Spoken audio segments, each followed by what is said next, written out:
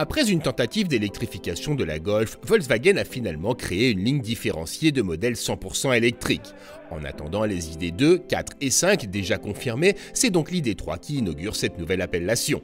Reposant sur une plateforme inédite, la MEB, uniquement dédiée aux voitures électriques avec son compartiment moteur réduit et son double plancher recevant les batteries, l'ID.3 arbore un profil original à défaut d'être consensuel et une habitabilité record pour une auto de 4,26 m. En effet, hormis pour les coudes, l'espace à bord est aussi généreux que dans une Passat.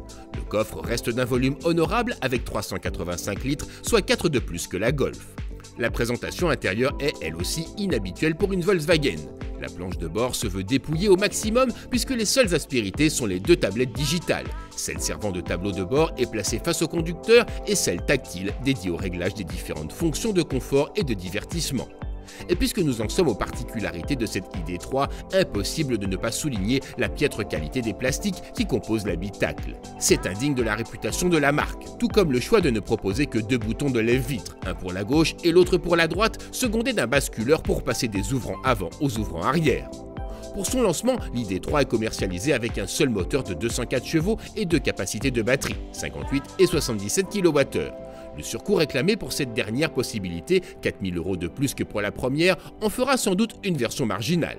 Nous avons donc testé la première option capable, selon le cycle mixte WLTP, de 425 km. En ville, ce chiffre semble facilement atteignable, voire dépassable. Sur le réseau secondaire, en ne cherchant pas spécialement à économiser l'énergie, tablez plutôt sur 350 km. C'est sur autoroute que le chiffre baisse le plus, avec 250 à 270 km parcourables d'un trait en ne dépassant pas les 130 km/h. Mais comme l'ID.3 accepte les charges jusqu'à 125 kWh, il est possible sur une borne haut débit de faire le plein en 30 minutes. Comme toutes les électriques, l'ID.3 gomme quasi totalement les sensations de conduite. Malgré quelques bruits aérodynamiques au-delà de 120 km/h, un manque d'inattention se traduira donc par le dépassement de la vitesse autorisée. Mais ce silence et cette sensation de sérénité participent pleinement au confort général, juste perturbé par la fermeté de l'amortissement. Dommage que Volkswagen n'ait pas souhaité proposer l'option suspension pilotée qui fait des merveilles sur la Golf.